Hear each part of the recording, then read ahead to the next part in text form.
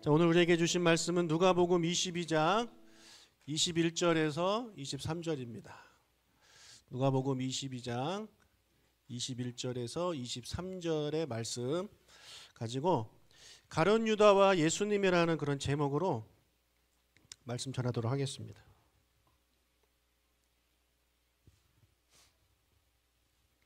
여러분 자리에서 제가 잘 안 보이신다면서요? 그래서 제가 이렇게 좀 왔다 갔다 해야 될 것 같아요. 그래야 보이기도 하고 가끔 안 보이기도 하고.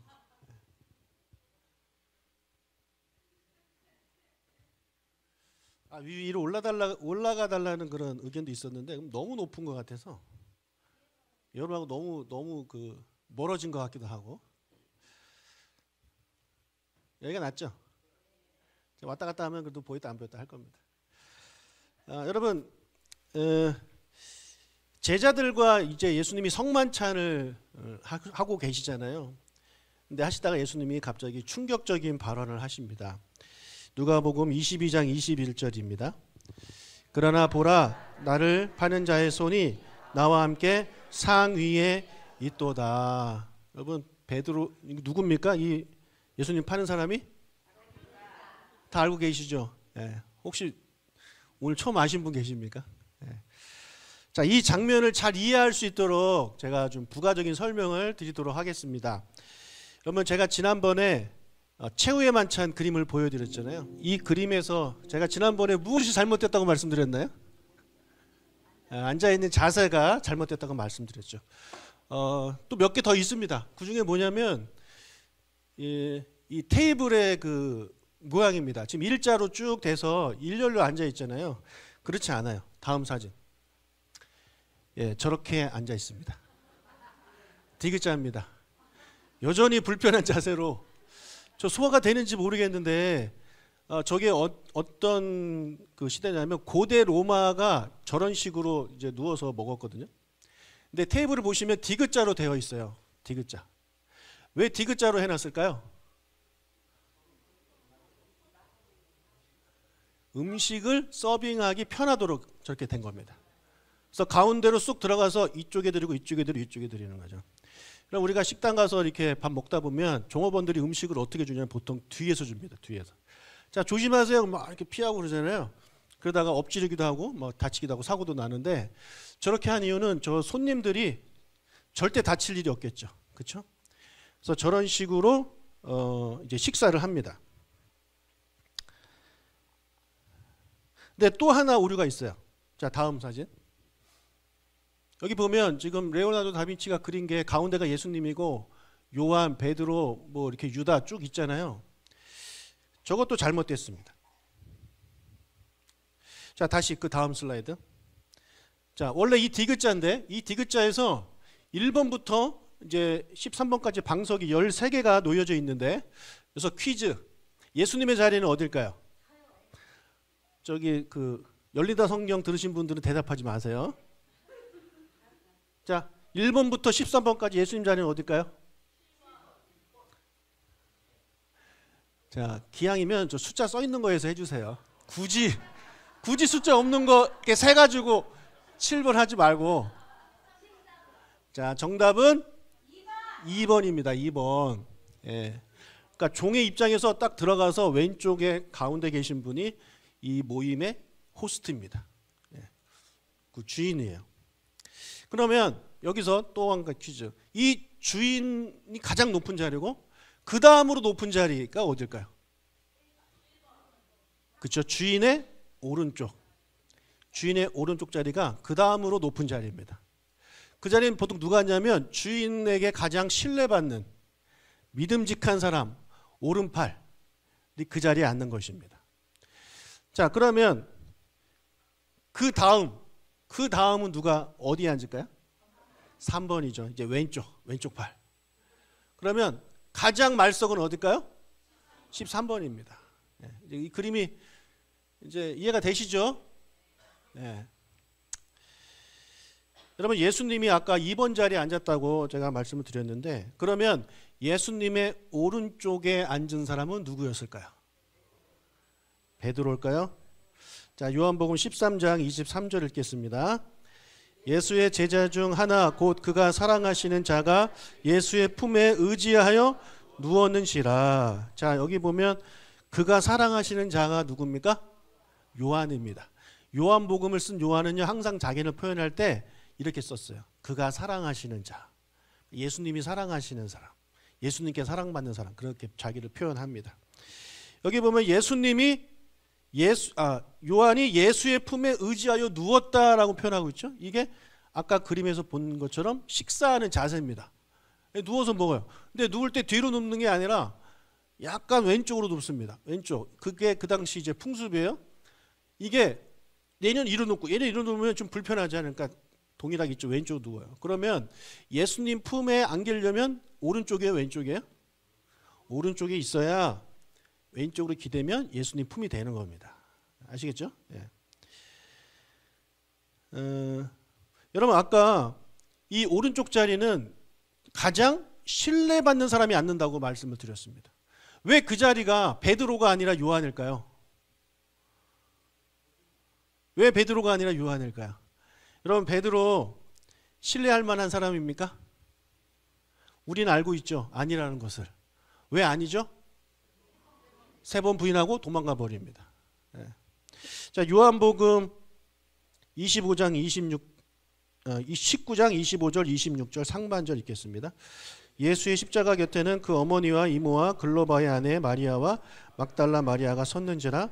예수께서 자기의 어머니와 사랑하시는 제자가 곁에 서 있는 것을 보시고. 자, 12명 중에 1명은 배반하고 나머지 10명은 다 도망갔어요. 1명 남아있어요. 그게 누구예요? 요한이에요. 요한만이 예수님의 십자가 밑에까지 가 있습니다. 이거는요, 목숨을 걸고 간 겁니다. 다른 제자들이 도망간 이유는 죽을까 봐 도망간 거예요.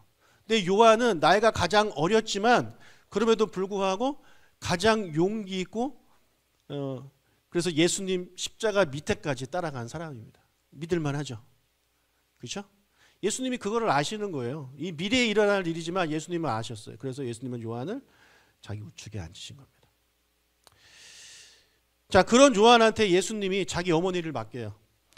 26절 하반절 27절. 자기 어머니께 말씀하시되 여자여 보소서 아들이니이다 하시고 또 그 제자에게 이르시되 보라 내 어머니라 하신대 그때부터 그 제자가 자기 집에 모시니라. 여러분, 베드로가 가장 큰 형이에요. 베드로한테 맡기지 않아요. 자기 어머니를. 가장 어린 요한한테 맡깁니다. 왜요? 신뢰할 만하기 때문에. 그래서 예수님은 요한을 자기 오른쪽에 앉히신 겁니다. 예. 자, 그러면 베드로는 어디에 앉았을까요? 아까 그 그림에서 어디에 앉았을까요? 왼쪽 3번. 예. 아닙니다. 13번.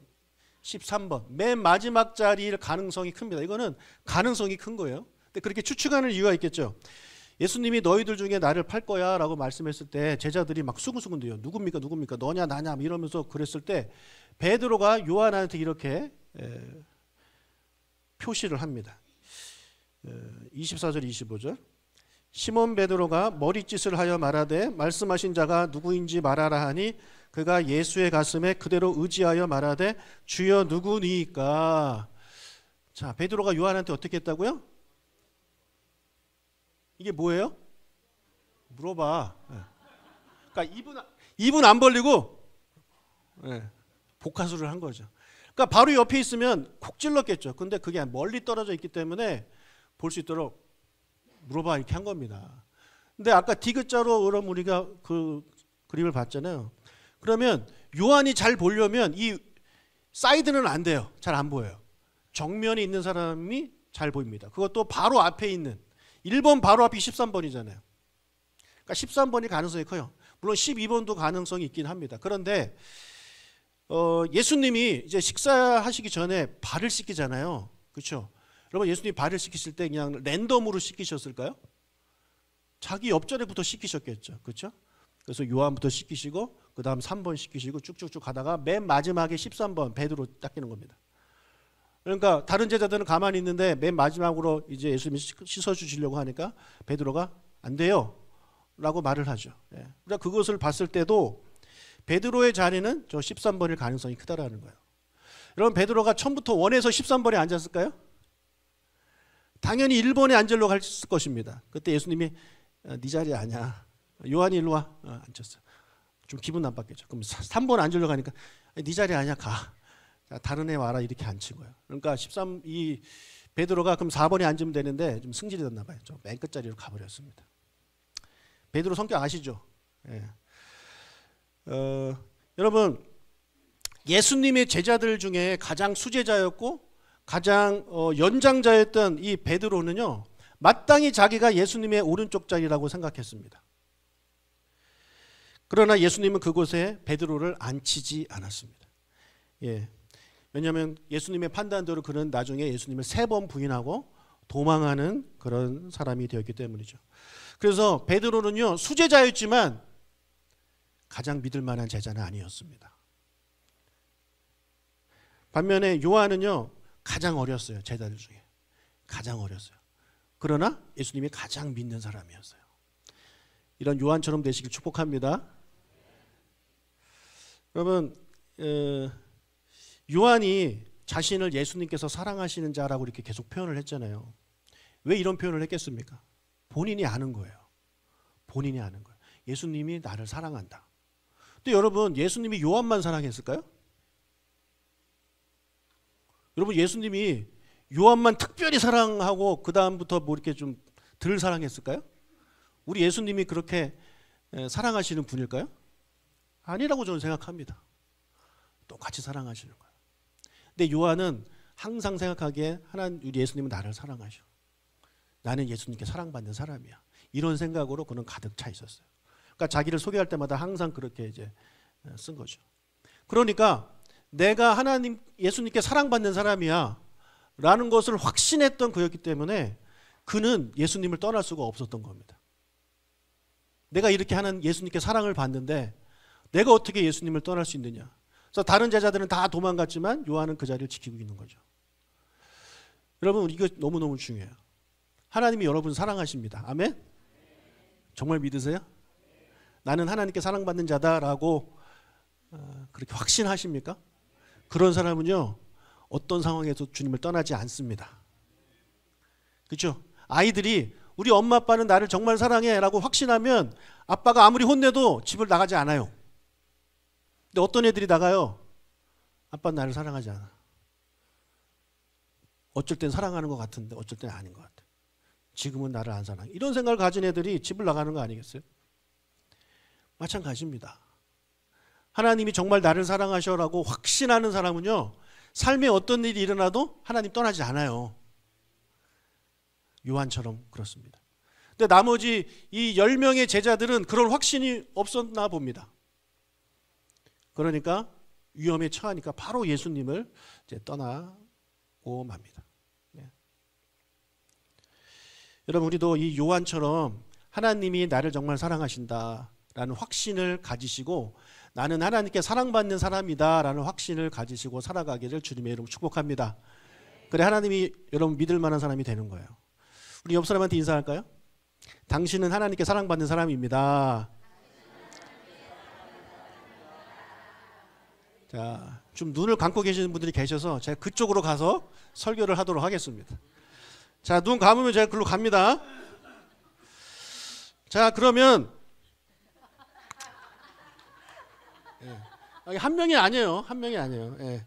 자, 그러면 3번 자리는 누가 앉았을까요? 3번 자리. 왜 이렇게 잘 알아요? 그 배운 사람은 대답하지 말라니까. 자, 놀랍게도 가룟 유다입니다. 마태복음 26장 23절. 대답하여 이르시되 나와 함께 그릇에 손을 넣는 그가 나를 팔리라. 자, 뭐래요? 나와 함께 그릇에 손을 넣는 자가 나를 팔 거래요. 여러분, 이게 가능하려면 어디에 앉아야 돼요? 가까운 데에 앉아야죠. 가까운 데. 다른 테이블에 있으면 그게 됩니까? 굳이 여기까지 와가지고 손을 넣겠어요? 바로 옆에 앉아야 돼요. 오른쪽이나 왼쪽에 앉아야 이게 가능한 겁니다. 여러분, 유다가 스스로 예수님 왼쪽 자리에 앉았을까요? 여러분 같으면 왼쪽에 앉고 싶겠습니까? 내가 지금 어떤 상황이에요? 지금 스승 팔려고 하는 상황이에요. 그런 상황에 예수님 옆에 앉고 싶겠어요? 제가 성경 공부를 하면 제 옆에 아무도 안 앉습니다. 최대한 저쪽에 떨어진 데부터 와요. 그래서 일찍 와서 거기부터 앉아요. 예. 근데 거기가 제일 잘 보여요, 여러분. 제일 안 보이는 자리가 어디예요? 제 옆자리가 제일 안 보여요. 그걸 모르고 사람들은 자꾸 저기 끝에 앉는데 몰라서 그래요. 몰라서. 지금 유다도 아마 끝에 가서 앉으려고 했을 거예요. 자기가 찔리는 게 있으니까 더더욱 옆에 못 앉죠. 예수님이 일로 와 하고 앉으신 거예요. 그 자리는 아무나 앉는 자리가 아닙니다. 이 호스트한테 가장 중요한 사람이 앉는 거예요. 네. 거기에 유다를 앉히시고 예수님이 여러 번 너가 나를 팔 것이다라는 사인을 주십니다. 직접적인 언급을 하실 때도 있습니다. 요한복음 13장 26절 예수께서 대답하시되 내가 떡 한 조각을 적셔다 주는 자가 그니라 하시고 곧 한 조각을 적셔서 가롯 시몬의 아들 유다에게 주시니 자 내가 떡 한 조각을 적셔다 주는 자가 나를 팔 자다라고 말씀하시고 바로 주십니다. 예. 먹어라 유다야. 예. 또 마태복음 26장 25절 예수를 파는 유다가 대답하여 이르되 랍비여 나는 아니지요. 대답하시되 내가 말하였도다 하시니라. 유다가 뭐래요? 나는 아니지요. 이러고 앉았어요. 아주 번역도 참 얄밉게 했어요. 예. 나는 아니지요. 그러니까 예수님 뭐래요? 너 맞다. 너다. 이렇게 얘기를 하셨어요. 대놓고 말씀하셨어요. 그러면 제자들 나머지 제자들이 이거를 눈치챘을까요? 못 챘을까요?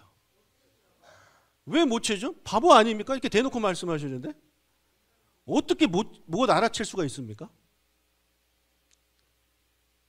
여러분이 그 자리에 있었다면은 유다가 범인인지 알겠어요? 모르겠어요? 우리는 알죠. 근데 제자들은 몰라요. 왜요? 왜 모를까요? 아무리 생각해도 제가 이거 아무리 묵상해도 그 가능성은 딱 하나예요. 딱 하나. 뭐냐면 말씀에 집중하지 않는 거예요. 지금 마음이 콩밭에 가 있는데 딴 생각하고 있는 거죠. 먼저 누가복음 22장 23절 그들이 서로 묻되 우리 중에서 이 일을 행할 자가 누구일까 하더라. 네. 뭐래요? 서로 묻는 거예요. 너희 중에 나를 한 명이 팔 거다 그랬더니 서로 묻는 거예요. 너냐? 의심의 눈초리 너냐? 너 지난주 3일 전에 뭐 했냐? 너 갑자기 이상한 행동을 좀 하는 것 같던데 너지? 이러면서 서로 묻는 거예요. 여러분 제가 성경 공부하다가 막 앞에서 가르치는데 서로 떠드는 사람들이 있어요. 그러면 못 들어요. 못 들어요. 마찬가지입니다. 또 지금 이 사람들은요. 자리 배치 때문에 지금 그 마음이 불편해요. 왜 요한이 제일 상석이고 그 옆에 유다가 앉고 왜 베드로는 저 끝에 앉았느냐? 그거 가지고 서로 지금 막 싸우고 있는 거예요. 24절 또 그들 사이에 그중 누가 크냐 하는 다툼이 난지라.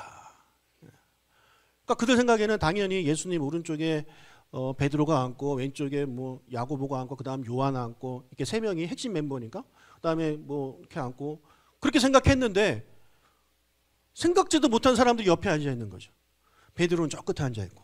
그러니까 내가 베드로보다 미친 줄 알았는데 베드로가 나보다 더 미치네. 베드로 나보다 미치네 뭐 이러고 있는 거고 베드로 내가 왜 네 미치냐 하면서 이것 때문에 지금 서로 마음이 불편한 그런 상황. 예수님의 말씀에 집중하지 않는 그런 상황입니다. 그렇기 때문에 여기서 예수님이 야 얘가 팔 거야라고 하는데 아무도 안 듣고 있는 거죠.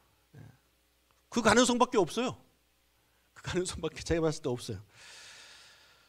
여러분 그러나 이 다른 제자들은 못 알아들었지만 한 명은 알아듣습니다. 누굴까요? 가룟 유다죠. 본인은 알아들어요. 여러분 예수님이 이런 얘기 했을 때 누가 가장 집중해서 들었을까요? 범인이 가장 집중해서 듣는 겁니다. 자기 이름 나올까 봐. 그러니까 서로 막 너냐 했을 때 안 들었지만 가룟 유다는 예수님의 말씀에 귀를 기울였을 수밖에 없어요. 그리고 바로 옆이잖아요. 안 들릴 수가 없습니다. 그래서 그는 예수님이 다 알고 계신다라는 것을 분명히 알게 되었습니다. 그런 그에게 예수님이 이렇게 말씀하셨어요. 마태복음 26장 24절 인자는 자기에 대하여 기록된 대로 가거니와 인자를 파는 그 사람에게는 화가 있으리로다. 그 사람은 차라리 태어나지 아니하였더라면 제게 좋을 뻔하였느니라. 자, 인자를 파는 자는 어떻게 된대요? 화가 있을 것이다. 차라리 안 태어나는 게 낫다 라는 말씀을 하셨어요. 이 이야기를 유다가 들었을까요? 못 들었을까요? 아마 유다는 저 끝에 앉았어도 들었을 겁니다. 집중해서. 못 들었을 리가 없습니다. 여러분, 예수님이 이 말씀을 하신 이유는 유다한테 겁주려고 하신 말씀입니까? 넌 끝났어, 이제 넌 죽었어, 뭐 이렇게 말씀하신 걸까요? 아니죠. 예수님 그럴 뿐이 아니잖아요. 예수님은요, 지금 유다의 마음을 돌이키려고 계속 말씀하시는 거예요. 너다라고 말씀도 하시고, 같이 떡을 잡으면 그 사람이 배신자다라는 것을 말씀해 주시고, 그래도 이 사람이 마음을 변하지 않으니까 이렇게까지 직접적으로 또 말씀을 해 주십니다. 그렇게 하신 이유는 예수님이 이 유다가 예수님을 배신해서 자기가 십자가에 죽는 것을 막기 위해서 이렇게 하시는 것이 아니라 그 유다를 살리기 위함입니다. 살리기 위해서 이런 노력들을 지금 예수님이 하고 계신 거죠. 여러분, 예수님이 다 알고 있다고 하시고, 그리고 심지어 화가 있을 것이라고 말씀하셨으면, 여러분, 유다는 회개해야 되는 게 당연한 거 아닙니까? 그죠? 유다는 회개해야죠. 이 정도 되면 깨어나야죠. 여러분, 그런데 이 유다는 끝까지 생각을 바꾸지 않아요. 끝까지 생각을 바꾸지 않아요. 왜 그럴까요? 왜 안 바꾸죠?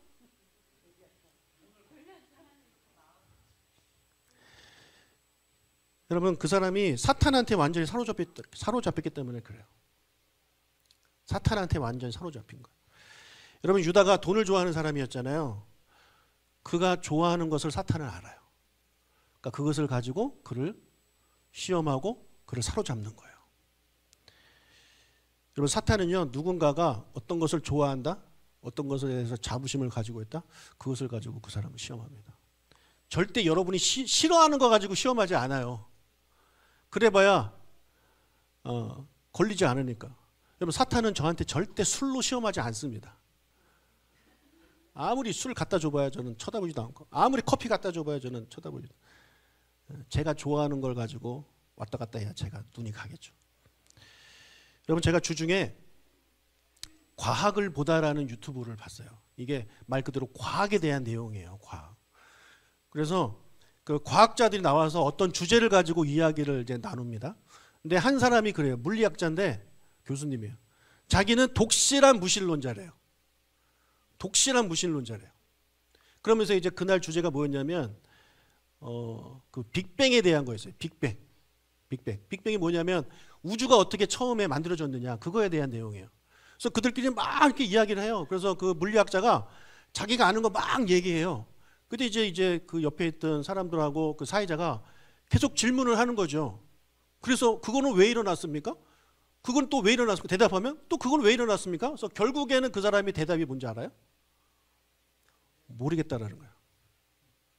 모르겠습니다. 나도 모르겠습니다. 예. 그랬더니 그 사회자가 하는 말이 뭐냐면, 아니 그러면 가능성이 딱 하나밖에 없지 않냐 이거예요.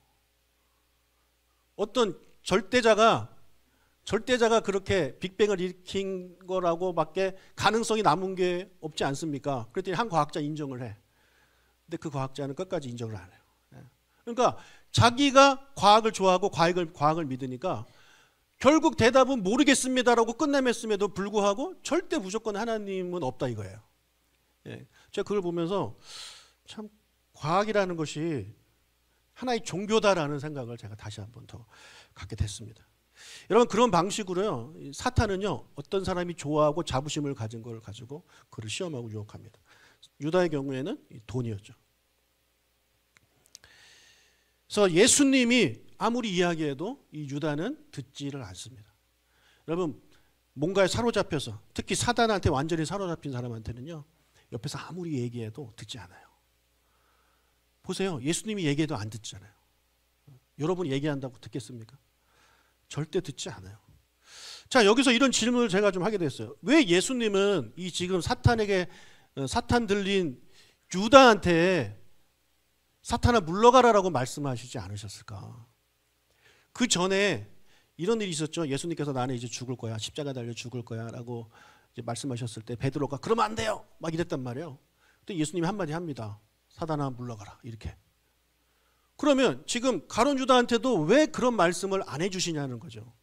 만약 그렇게 했다면 가룟 유다가 그 사탄이 물러가고 정신 차리지 않았을까라는 생각을 우리가 하게 되는 겁니다. 예수님이 그렇게 하시지 않은 이유는 그런 능력이 없어서 그렇게 안 하신 걸까요? 아닙니다. 능력이 있으십니다. 이미 베드로한테도 한번 그렇게 말씀하셨고, 그렇게 하시지 않은 이유는 뭐냐면 그것이 바로 유다의 선택이기 때문에 그렇습니다. 선택, 자기가 선택한 겁니다. 자기가 어떤 의지를 가지고 선택한 거예요. 그동안 예수님께서 쫓아내신 귀신 들린 사람들은요, 자기가 선택해서 귀신 들린 게 아니에요. 사탄에 의해서 그렇게 자기가 원하지 않았지만 귀신 들린 사람들이에요. 그래서 예수님은 그들에게서 귀신을 쫓아내 주신 거거든요. 그런데 이 유다는 그렇지 않습니다. 자기가 선택한 겁니다. 자기 의지로 난 예수를 팔 거야, 은 30을 밟고 저 사람을 팔아버릴 거야 라고 강력한 의지를 갖고 있단 말이에요. 여러분, 하나님이 천지창조하시고 에덴 동산을 만드시고 거기에다 선악과를 만드셨잖아요. 왜 만드셨나요? 자유의지 때문에 만드셨잖아요. 그 선악과를 만들었는데 거기에 누가 와요? 뱀이 오죠. 뱀이 누구예요? 사탄이죠. 그러면 우리가 이렇게 생각할 수 있어요. 그럼 하나님이 그 뱀 쫓아내면 되잖아요. 그렇죠? 쫓아내지 않아요. 쫓아내지 않아요. 자유의지를 아담한테 주고 그들이 선택하게 만드십니다. 따라서 유다가 자기가 자기 의지로 선택한 것이기 때문에 예수님은 억지로 그 마음을 바꾸지 않아요. 우리는 그렇게 기도 많이 합니다. 하나님, 우리 남편의 마음을 좀 바꿔주십시오. 하나님이 하시는 일이 아닙니다. 하나님이 하시지 않는 일을 우리가 부탁해 봐야 하나님이 들어주시지 않죠. 그 사람이 선택한 거예요. 그럼 어떻게 하느냐? 이 예수님이 하신 방법하고 똑같은 거죠. 그건 좀 이따 뒤에서 더 말씀을 드리도록 하겠습니다. 여러분, 어떤 사람들은요, 가룟 유다가 희생양이라고 생각해요. 예수님이 죽어야 되는데 누군가가 예수님을 팔아야 된다. 그래서 하나님이 가룟 유다를 딱 찍어가지고 가룟 유다한테 그거를 하게 만들었다. 그러니까 가룟 유다는 희생양이다. 이렇게 말들을 합니다. 그럼 어떻게 생각하시나요? 여러분, 가룟 유다가 예수님을 팔지 않았다면 예수님이 십자가에 달리지 않으셨을까요? 네? 여러분, 가룟 유다가 예수님을 안 팔면 예수님이 안 죽습니까? 안 죽었을 것 같아요? 죽습니다. 왜요? 가룟 유다가 예수님을 죽인 게 아니에요. 예수님을 누가 죽였어요? 종교 지도자들이 죽인 거예요. 물론 하나님의 계획이 있죠. 근데 종교 지도자들이 예수님을 죽였단 말이에요. 그 사람들한테 힘이 없습니까? 있어요. 가룟 유다가 없어도 그 사람들은 얼마든지 예수님 죽일 수 있어요. 거짓 증인 2명 세우고 했다라고 하면 돼요. 실제로 그들이 그렇게 했고. 그러니까 누구죠? 가룟 유다가 한 거는 그냥 예수님을 그들한테 넘긴 것 뿐이에요. 그게 없었어도 그 사람들은 예수님을 얼마든지 죽일 수 있는 사람입니다. 그러니까 지금 예수님 입장에서는 너무 안타까운 거죠. 가룟 유다가 굳이 나를 배신 안 해도 되는데, 제가 마음을 좀 돌렸으면 좋겠는데 그렇게 하지 않으니까 예수님이 탄식하고 있는 겁니다. 저 왔다 갔다도 못하겠어, 힘들어. 저 그만 좀 자요. 그만 좀 자 좀. 의자를 2개를 갖다 놓고 내 왼쪽 오른쪽에다 놓고 앉혀야 되겠다. 자, 이제부터 눈 감고 있으면 여기 앉힙니다. 시험 들지 마세요. 내가 분명히 얘기했어.